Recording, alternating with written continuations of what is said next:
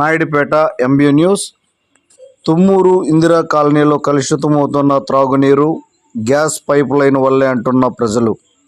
తిరుపతి జిల్లా నాయుడుపేట మున్సిపాలిటీ పరిధిలో ఉన్న ఇందిరా కాలనీలో కమ్యూనిటీ హాల్ దగ్గర గ్యాస్ పైప్ లైన్ వారు గుంతలు తవ్వడం వలన త్రాగునీరు పైపు పగిలి కలుషితమవుతున్నాయి. కలుషితమైన నీరు రోడ్లపై పారుతుండగా మున్సిపాలిటీ వారు ఉన్నారా లేరా అనే ఆశ్చర్యం వ్యక్తం చేస్తున్నారు. సంబంధిత మున్సిపల్ వారికి తెలియజేసినా పట్టించుకునే నాదుడే కరువయ్యారు. ఈ కలుషితమైన నీరు తాగడం వలన ఇందిరా కాలనీలోనే విషజ్వరాలు వచ్చే అవకాశం ఉంది. ఇకనైనా మున్సిపాలిటీ వారు మేల్కొని త్రాగునీరు పైపును కలుషితం కాకుండా చర్యలు తీసుకోవాలని ఇందిరా కాలనీ వాసులు విన్నవించుకుంటున్నారు.